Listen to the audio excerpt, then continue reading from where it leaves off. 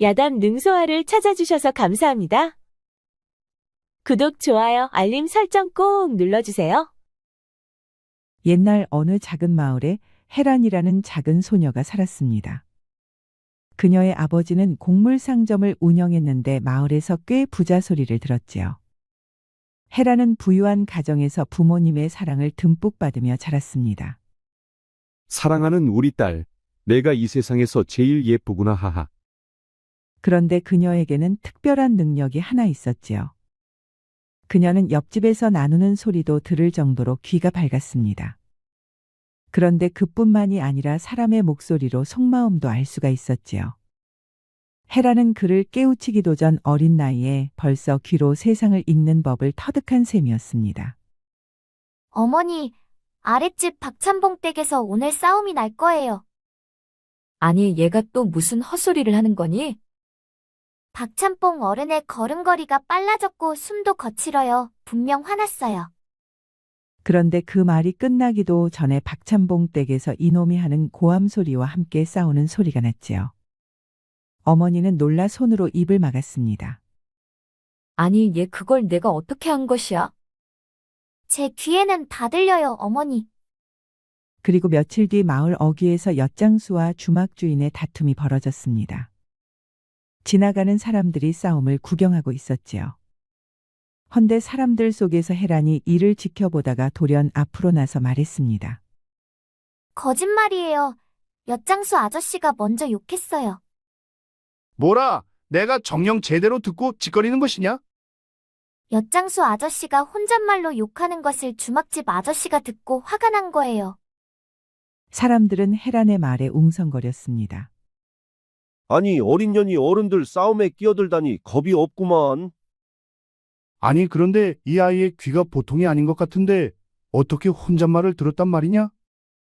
그 일로 엿장수는 머쓱해하며 사과하고 물러났지만 그날 이후로 사람들은 헤란을 천리기라 불렀습니다. 그날 밤 사람들의 입소문을 들은 어머니는 헤란을 끌어안고 방으로 들어갔습니다. 그리고 그녀의 귀에 속삭였지요. 헤란아, 이 어미 말 잘 듣거라. 세상 사람들은 이상한 능력을 좋아하지 않는단다. 왜요? 나쁜 일 안 했는데요. 그래도 남의 마음을 읽는 건 축복이 아니라 화근이란다. 나쁜 자들이 너의 능력을 알면 그 자들은 널 데려가 내 능력을 나쁜 일에 쓰려 할 것이다. 그때부턴 너는 너의 뜻대로 세상을 살지 못한단다. 그럼 저는 어떻게 해요? 다시는 그 능력을 쓰지 말거라. 능력을 숨기고 조용히 사는 길만이 내 목숨을 지키는 길이란다. 그날 이후 헤라는 귀를 닫고 세상과도 담을 쌓았습니다.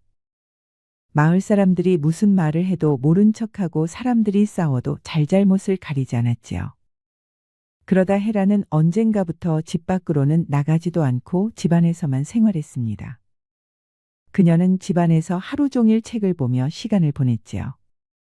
그러다 보니 그녀의 학식은 점점 올라가 웬만한 학자들보다 나았습니다. 그렇게 시간이 흘러 어느새 헤란의 나이가 16세가 되었지요. 어머, 내가 벌써 어느새 16세가 되었네.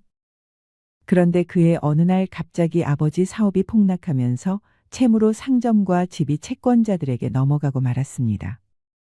헤란의 집안은 하루아침에 빈털터리가 되고 말았지요. 아이고, 헤란아, 이를 어쩌면 좋단 말이냐?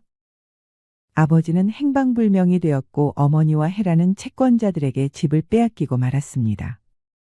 상단과 집을 모두 가져가도 아직도 빚이 많이 남아있다. 그러니 두 모녀는 나를 따라오너라. 아니, 우릴 어디로 데려가려는 것이여? 빚을 다 받지 못했으니 내년들을 데려가 몸값이라도 받고 팔던지 여종을 시키던지 내가 알아서 할 일이다. 남은 빚이 얼마요? 말해주면 갚을 수는 있는 것이냐? 일단 말이나 해보시지요. 자그마치 1000냥이다. 이 집과 상점을 제하고도 남은 돈이 1000냥이란 말이다. 아버님의 천냥빚을 갚는 대신 당신의 천냥을 잃지 않게 해주겠소. 그럼 우리를 놓아주시오. 아니, 내가 무슨 수로 내 1000냥을 지켜준단 말이냐? 먼저 약속을 해주시오. 어차피 우린 천냥을 갚지 못하오. 대신 당신의 천냥을 지켜줄 수는 있소. 도대체 무슨 말을 하는지는 모르겠지만 그래, 어디 한번 들어보기나 하자. 그럼 약속을 한 것이요. 그래, 여기 있는 사람들 앞에서 내가 약속을 해주지. 정말로 내가 내 천냥을 지켜주면 남은 천냥을 받지 않겠다. 알겠소. 당신 품속에 있는 1000냥짜리 어음은 가짜요. 당장 쫓아가 내준 돈을 찾아오지 못하면 그 돈은 영영 못 찾을 것이요. 헤란의 말에 채권자는 품속에서 어음을 꺼내 보았습니다. 아니, 이게 어떻게 가짜라는 것이냐? 청운상단의 직인도 가짜요. 사람도 가짜요. 그런데 그때 청운상단의 사람이 그 어음을 보고 말했지요. 맞네. 내가 청운상단의 대행수요. 우린 이런 어음을 발행한 적이 없어. 거참 나도 받을 돈이 있어 찾아왔건만 신기한 광경을 보게 되었구려. 청운상단 대행수 말에 채권자는 얼굴이 울그락불그락하면서 부하들을 데리고 달려갔습니다. 그리고 그는 사기꾼들을 잡아 관아에 고발했지요. 내 말이 맞았다. 남은 천냥 빚은 없는 것으로 하겠다. 그런데 너는 이것을 어찌 안 것이냐? 당신이 못 들은 것을 나는 들었을 뿐이요. 그리하여 두 모녀는 팔려가지 않고 거리로 나왔습니다. 그런데 이 모든 일이 순식간에 벌어지고 말았지요. 모녀는 옷가지만을 챙긴 채 정처 없이 떠돌았습니다. 가진 돈도 없이 쫓겨나온 모녀는 며칠째 먹지도 못했지요. 며칠째 먹지 못하고 씻지도 못한 모녀는 하는 수 없이 거리에 앉아 구걸을 시작했습니다. 그러자 지나는 사람들이 모녀를 보며 수군거리곤 했지요. 아니 보아하니 모녀 같은데 어쩌다 저리 되었대 쯧쯧. 그런데 지나는 사람들 중에는 모녀에게 흑심을 품은 자들도 있었지요. 아니, 웬 모녀 거지야? 얼굴은 반반한 것 같은데 씻겨놓으면 밤에 쓸만은 하겠군. 건달 같은 자는 흑심을 품고 모녀에게 다가갔습니다. 보아하니 오갈 곳도 없는 것 같은데 날 따라오시오. 내가 먹을 것과 잠자리를 주겠소. 그 말에 어머니는 헤란이라도 살리고 싶은 생각이 들었지요. 정말이요? 정말 먹을 것을 줄 것이요? 아, 그렇다니까 그러시오. 어머니 전 싫어요. 저자는 다른 속셈이 있어요. 한동안 잊고 살았지만 어머니는 헤란에게 특별한 능력이 있다는 것이 문득 생각났습니다. 괜찮으니 그만 가보시오. 아니, 왜 그러시오? 공짜로 밥을 준다 하지 않소? 굶어 죽는 한이 있더라도 당신은 따라갈 수가 없소. 헤란의 능력을 믿은 어머니는 완고하게 거절했습니다. 에잉, 쯧쯧 좋다 말았네. 건달 같은 자는 모녀가 넘어오질 않자 아쉬워하며 가던 길을 갔습니다. 그런데 또 이번에는 허우대 멀쩡한 사내가 모녀 앞으로 다가왔지요. 모녀 거지라 뭔가 사정이 단단히 있었나 보군. 어미는 부엌대기나 시키면 되겠고 딸내미는 밤에 놀잇감으로 따길세 그래. 점잖은 복장의 사내는 얼굴에 미소를 띠고 모녀에게 다가왔습니다. 아니 어쩌다 일이 된 것이오. 보아하니 모녀 같은데 딱하게 되었구려. 밥도 먹지 못했을 테니 나를 따라오시오. 내 국밥 한 그릇씩 사주리다.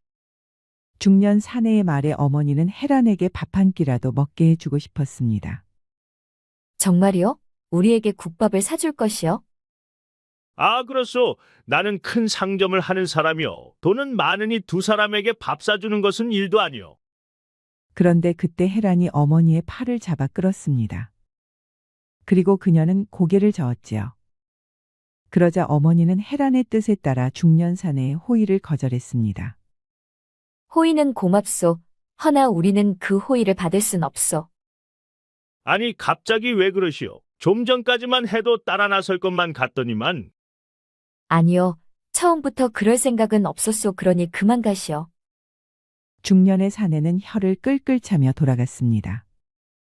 그러자 어머니가 헤란에게 물어보았지요. 저자도 흑심을 품은 거니?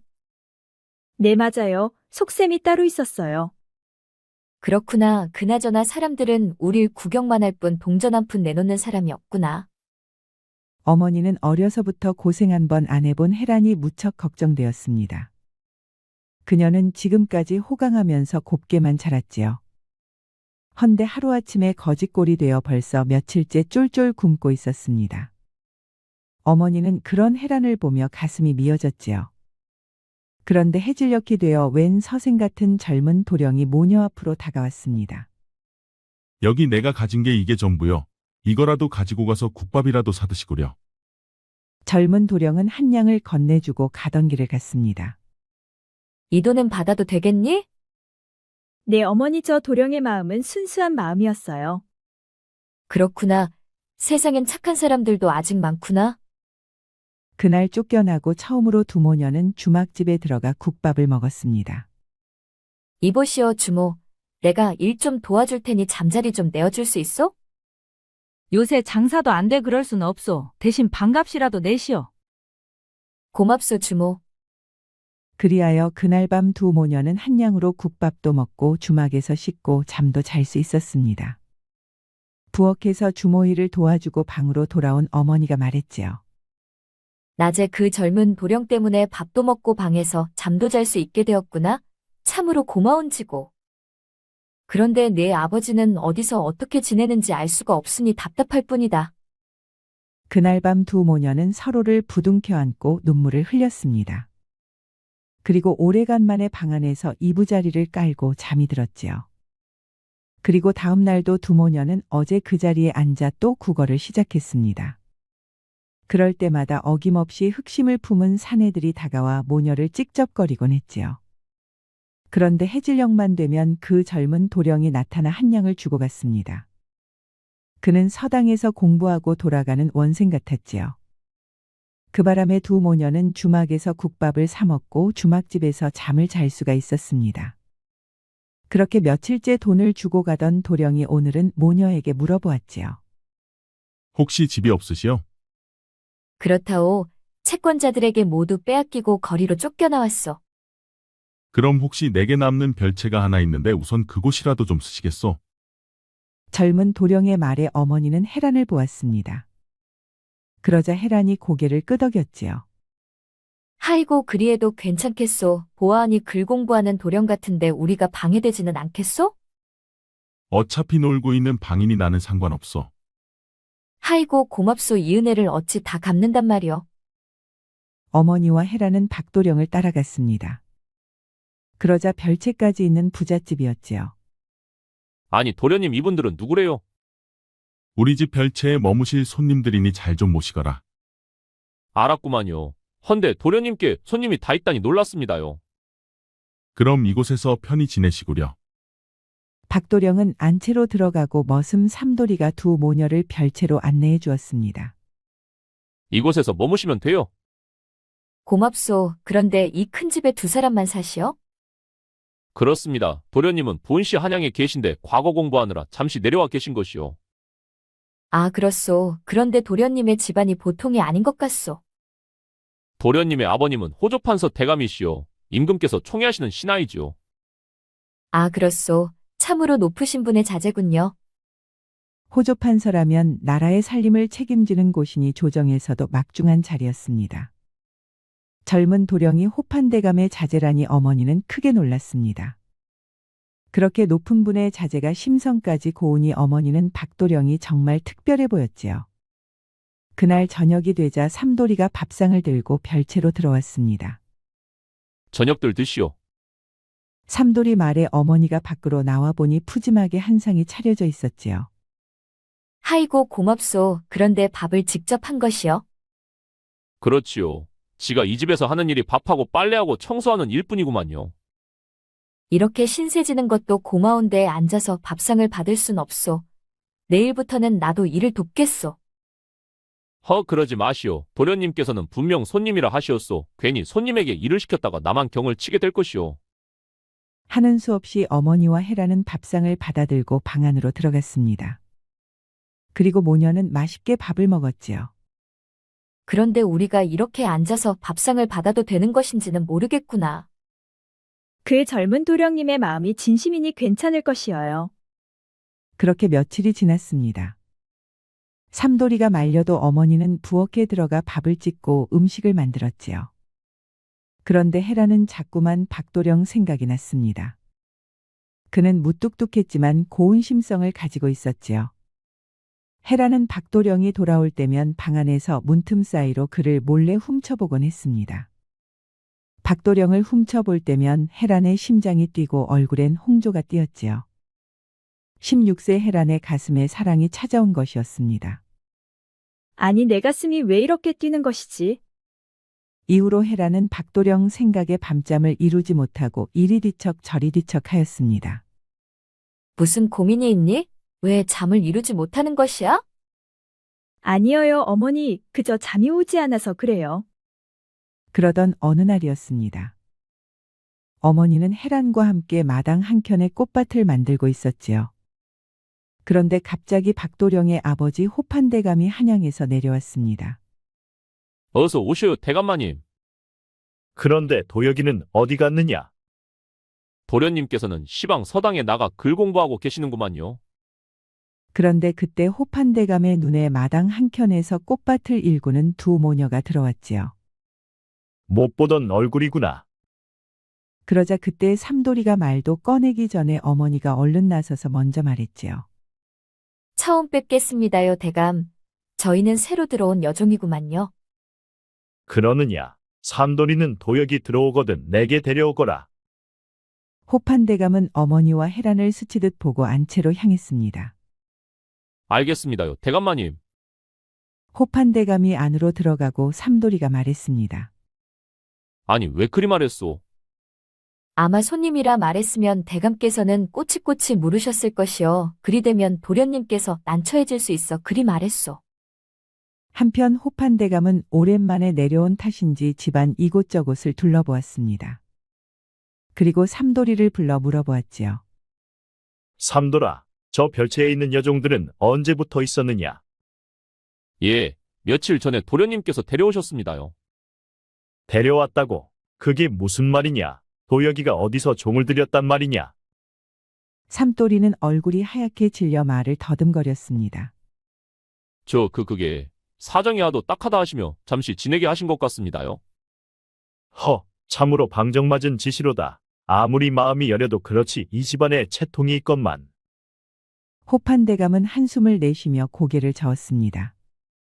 그런데 헤라는 안채에서 호판대감과 삼돌이가 나누는 이야기를 별채 방 안에서 모두 듣고 있었지요. 그 여종들은 내일 당장 내보내거라. 예, 알겠습니다요, 대감마님. 그 말에 헤라는 눈을 크게 뜨며 이불을 움켜쥐었습니다. 어머니, 대감께서 우리를 내일 당장 내보내라 삼돌이에게 말했어요. 정말이니? 도련님께서 허락하신 일을? 대감께서는 도령도 방정맞다며 꾸짖었어요. 그런데 그날따라 박도령은 서당에서 공부하느라 날을 새는지 집으로 돌아오지 않고 있었지요. 그 바람에 두 모녀는 잠도 못 자고 더욱더 가슴을 졸였습니다. 다음 날 날이 밝자 삼돌이가 무거운 얼굴로 별채를 찾아왔지요. 대감마님께서 당장 떠나시라 하십니다. 그 말에 어머니는 얼굴이 하얗게 질렸습니다. 우린 갈 곳이 없소. 대감께 잘 좀 말씀드려 주시오. 저도 어쩔 수가 없습니다요. 도련님께서는 아직도 안 들어오셔서 달리 방도가 없구만요. 그런데 그때 마침 박도령이 공부를 마치고 서당에서 돌아왔지요. 삼돌이는 무엇하는 것이냐? 도련님, 어제 대감마님께서 오셨는데 이분들을 내보내라 하셨습니다요. 뭐라? 아버님은 안채에 계시느냐? 그렇구만요. 내 아버님을 뵙고 말씀드릴 테니 안으로 들어가 있으시오. 박도령은 헤란 모녀에게 방 안으로 들어가 있으라 말하고 곧장 안채로 걸어갔습니다. 아버님, 먼 길 오시느라 수고가 많으셨습니다. 그런데 무슨 일로 기별도 없이 오셨는지요? 요새 조정이 매우 시끄럽다. 계파 싸움에 휘말리기 싫어 잠시 몸을 피해 내려왔느니라. 그러셨군요. 헌데 별채에 있는 모녀를 어째 내쫓으려 하시는지요? 도혁이 내가 착해서 아직 모르는 게 많다. 옛말에도 머리 검은 짐승은 거두는 법이 아니라 했다. 그 말인즉은 사람을 함부로 들이면 안 된다는 말이다. 저분들은 종으로 드린 것이 아닙니다. 제 손님으로 드린 것이지요. 그러니 아버님께서도 제 손님에게 그에 걸맞는 예우를 해주시기를 부탁드리겠습니다. 글쎄다, 내가 삼돌이에게 듣기로는 오갈 데 없는 모녀에게 별채를 내주었다 들었다. 헌데 어찌하여 그들이 내게 손님이 되는 것이냐? 아버님께서 늘 내게 말씀하셨지 않습니까? 사람은 신분이 아니라 마음을 보라고요. 저분들이 지금은 비록 어려운 처지에 놓여 있으나 심성만은 밝고 고운 분들이지요. 허허, 이제 내가 예비의 말보다 내 생각을 우선하는구나. 모든 결정에는 책임도 따르는 법. 내 결정을 책임질 수 있겠느냐? 제가 책임지겠습니다. 굶주리는 사람을 보고도 외면하는 것은 제 양심을 버리는 것과 같습니다. 그러니 저는 제 양심대로 판단할 것이옵니다. 좋다. 그럼 내가 책임지거라. 하지만 사람을 함부로 믿어서는 아니 된다. 한편 별채에서는 두 모녀가 손을 맞잡고 노심초사하고 있었습니다. 자칫하면 당장이라도 쫓겨날 판이었으니까요. 헤라는 안채에서 박도령과 호판대감이 나누는 말에 귀를 쫑긋 세우고 있었습니다. 어머니 이제 되었어요. 박도령님의 뜻을 아버님을 받아들이셨어요. 그래, 잘 되었다. 헌데 세상에 박도령같이 착한 사람이 있다는 게 참으로 든든하구나. 네, 맞아요. 세상에 박도령 같은 사람은 둘도 없을 것 같아요. 헤라는 박도령 생각에 또다시 얼굴이 붉어졌습니다. 어머니도 박도령의 곱고 바른 심성을 재차 확인할 수가 있었지요. 잠시 후 삼돌이가 별채로 찾아와 모녀에게 말했습니다. 대감마님께서 묵어도 좋다고 말씀하셨습니다요.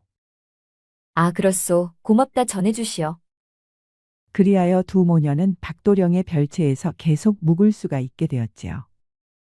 그날 이후 헤란 모녀는 집안에서 자유롭게 생활했습니다.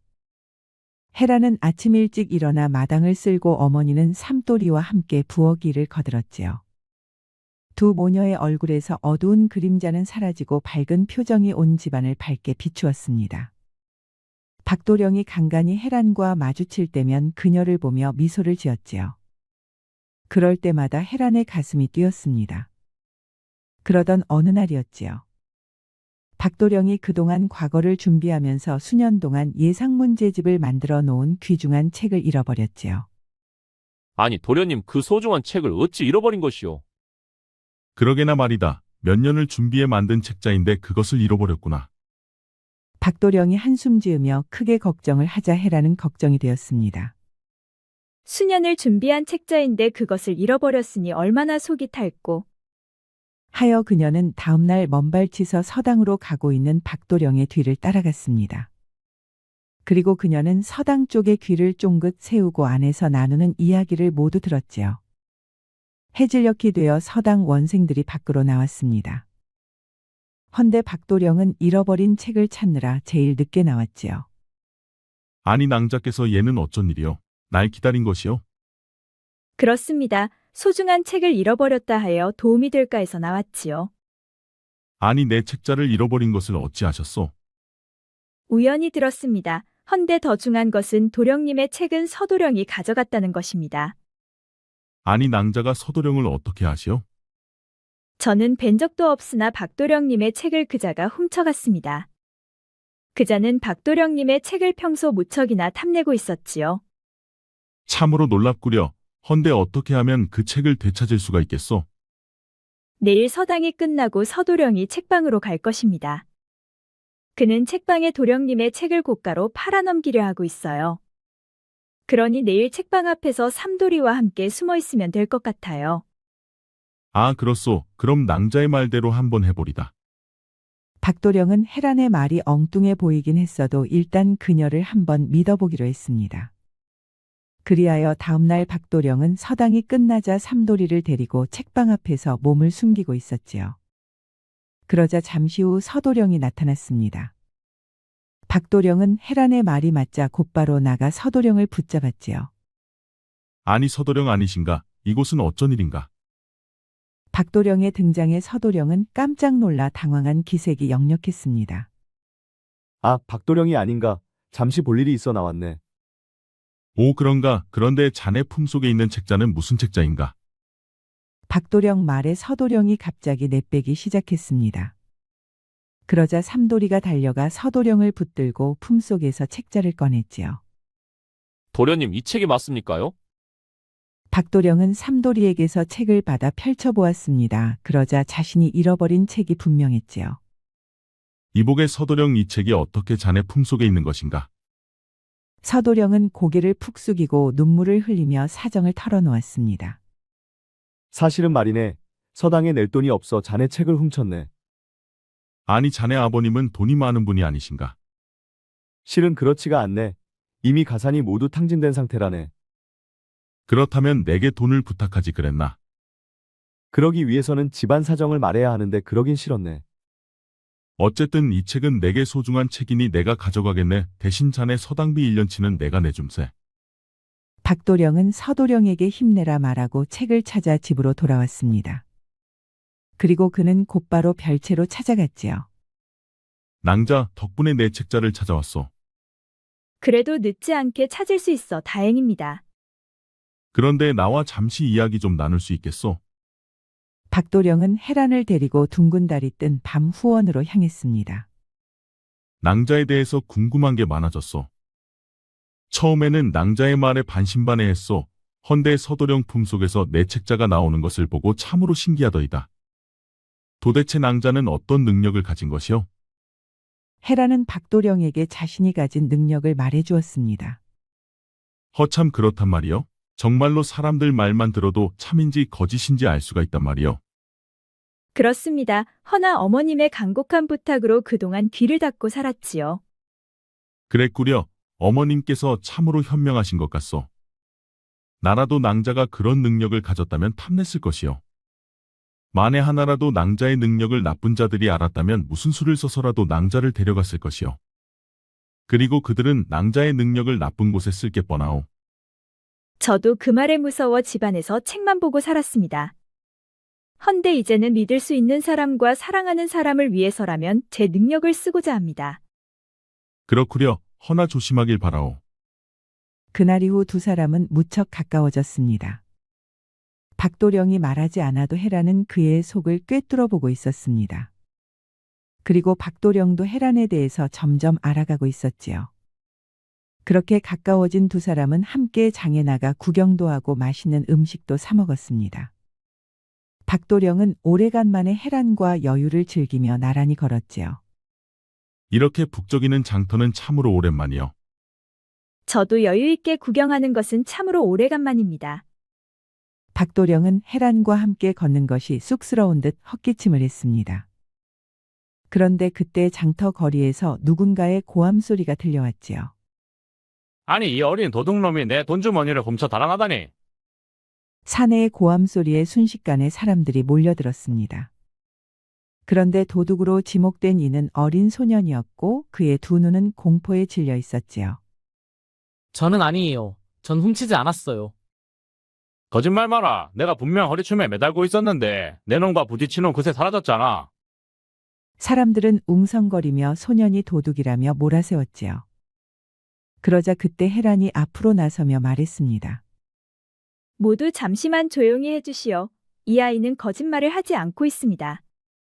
그럼 내 주머니가 어디로 갔단 말이오? 아까 술 마시던 곳 주변을 잘 한번 찾아보시오. 괜히 애먼 사람 잡지 말고.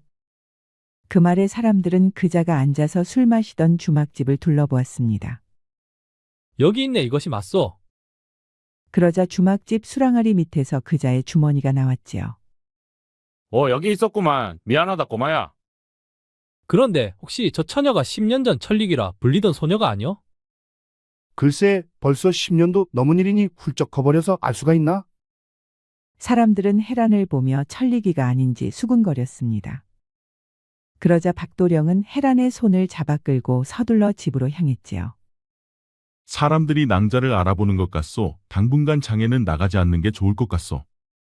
알겠습니다. 자중하도록 하지요. 그 일이 있고 며칠 후 갑자기 한양에서 급보가 날아왔습니다. 도련님 큰일 났습니다요. 대감마님께서 한양에서 모함을 당하셨다 합니다요. 아니 누가 아버님께 그런 짓을 했단 말이냐. 예, 소식통에 의하면 좌참찬 서윤 일파가 대감마님을 역모로 엮었다 합니다요. 그 말에 박도령의 얼굴이 사색이 되었습니다. 이건 분명 정치적인 모략이다. 아버님은 한평생 청렴결백하게 살아오신 분인데 어찌 그런 분에게 모함을 씌운단 말인가. 해라는 별채에서 박도령이 크게 걱정하는 소리를 듣고 있었습니다. 도령님 아버님께 큰 병고가 생겼구나. 잠시 후 박도령이 헐레벌떡 해란을 찾아왔습니다. 아버님께 큰 병고가 생긴 것 같소. 나는 오늘 밤 곧장 한양으로 올라갈 것이요. 그럼 저도 함께 가겠습니다. 한양에는 무슨 위험이 도사리고 있을지 모르오. 아버님의 정적들이면 그들은 권력을 손에 쥔 자들이여. 그러니 제가 함께 가겠다는 것입니다. 아무리 강한 적이라 해도 지피지기면 백전불태라 했지요. 제가 도령님의 귀가 되어드리겠습니다. 해란의 고집에 박도령은 하는 수 없이 해란을 말에 태우고 한양으로 향했습니다. 그리고 그들은 밤새 말을 달려 한양에 당도했지요. 한양에 당도해 보니 아버님은 벌써 의정부로 끌려가 조사를 받고 있었습니다. 지금 당장 우리는 좌참찬 서윤의 집으로 가야 합니다. 그들에게서 아버님을 모함한 증거를 찾아야 합니다. 알겠소 낭자. 그들은 말머리를 돌려 좌참찬 서윤의 집으로 향했습니다. 그리고 박도령과 해란은 어둠 속에 숨어서 서윤의 대저택을 바라보았지요. 낭자, 이곳엔 경비가 삼엄하오. 들키면 큰일이여. 걱정 마세요. 도령님은 그저 나만 따라오세요. 제가 앞장서겠습니다. 그래도 조심하시오. 해란은 담장 너머에서 들려오는 수십 가지의 소리를 구분하기 시작했습니다. 지금이요. 서쪽 담장 끝쪽 문이 비었어요. 경비가 막 순찰 중 변소간에 갔소. 알겠소 낭자도 조심하시오. 그들은 서쪽 담장을 넘어 안쪽으로 들어갔습니다.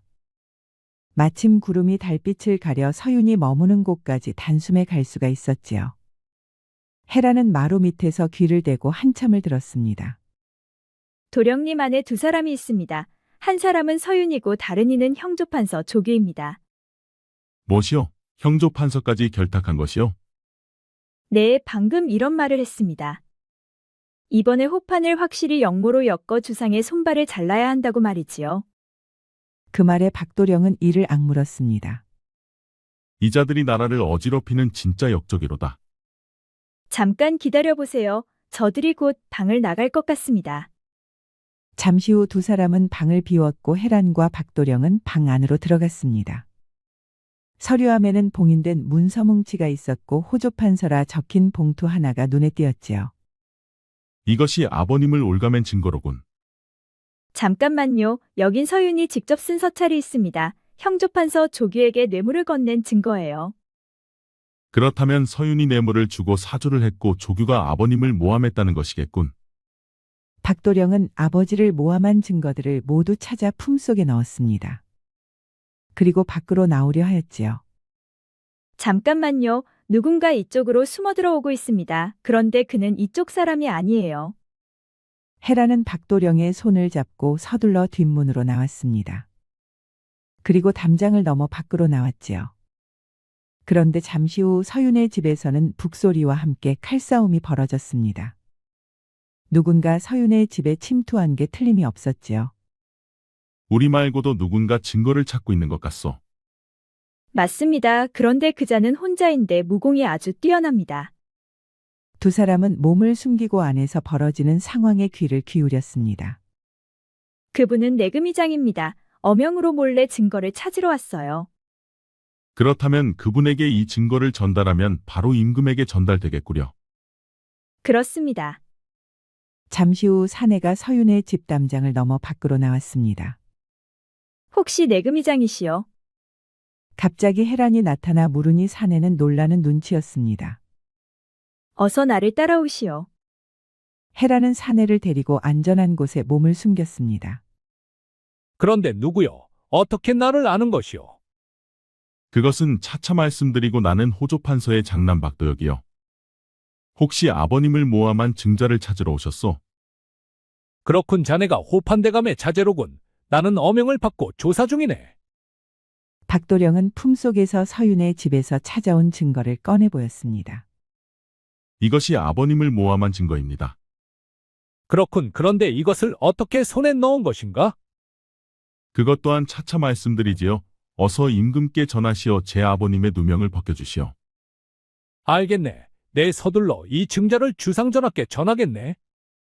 내금이장은 궁으로 가고 해란과 박도령은 한양집 별채로 들어갔습니다. 오늘 밤은 이곳에서 묵으시어 덕분에 아버님을 모함한 증거를 찾게 되어 참으로 고맙소. 이제 아버님의 누명은 벗겨질 것이니 너무 염려치 마셔요. 박도령은 해란의 두 손을 꼭 잡았습니다.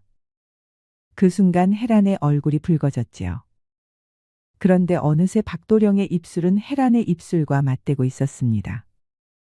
그러자 헤란의 심장은 터질 듯 뛰었지요. 그럼 편히 쉬시오.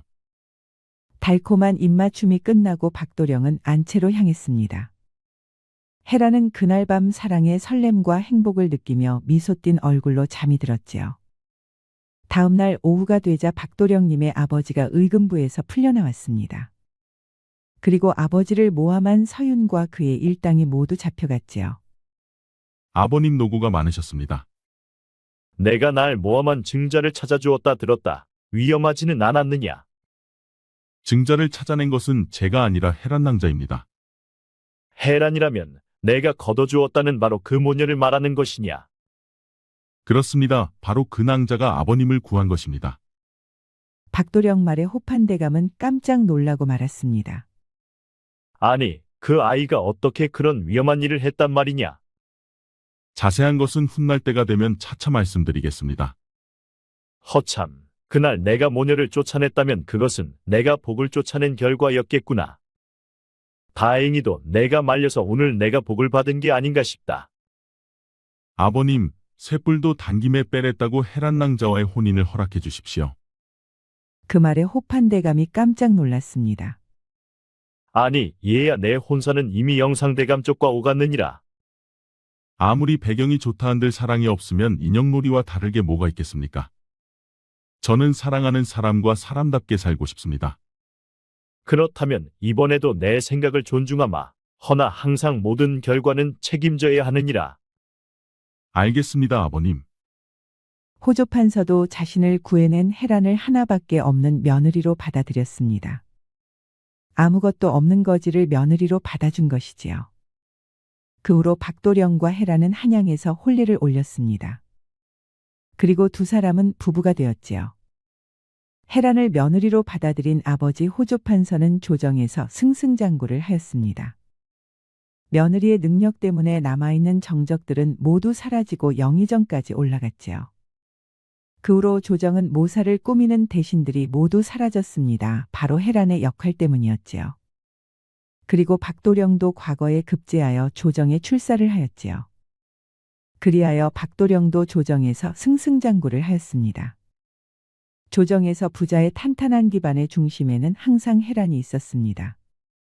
훗날 어머니는 수소문 끝에 아버지를 찾아냈습니다. 그리고 그녀는 폐인이 되다시피 한 아버지를 치료하며 고향에서 살았지요. 박도령은 헤란이 어려서 살던 집을 찾아 어머니에게 돌려주었습니다. 어머니는 그 집에서 아버지를 모시고 살았지요. 그래도 이렇게 살아있어 주어 참으로 고맙소. 어머님의 치료로 아버지의 건강은 점점 좋아졌습니다. 당신 덕분에 많이 좋아진 것 같소. 그런데 헤란이는 잘 살고 있어? 그럼요. 헤란이는 세상에서 제일 행복한 사람이 되었어요. 시아버지의 사랑이 차고 넘치고 신랑의 사랑이 끝이 없답니다. 그렇구려. 참으로 잘 되었어. 아버지의 눈에서는 눈물이 맺혔습니다. 이제 그도 헤란이 찾아준 상점을 다시 운영하며 건강하게 살았지요. 그렇게 헤란의 가족 모두는 행복하게 잘 살았답니다. 편견은 무지의 산물이다라는 말이 있습니다. 만약 호판대감이 헤란을 끝까지 무시했다면 그는 영모죄로 목숨을 잃을 수도 있었습니다. 헌데 공교롭게도 그의 목숨을 살린 사람은 그가 무시하고 가볍게 여긴 헤란이었지요. 그러니 편견 없이 보는 눈을 가져야 하지 않을까요? 우리 이야기가 재미있으셨나요? 다음 이야기도 재미있는 이야기가 많으니 다음 영상도 재미있게 봐주세요. 그럼 여러분 모두 오늘도 행복하고 즐거운 시간 되세요.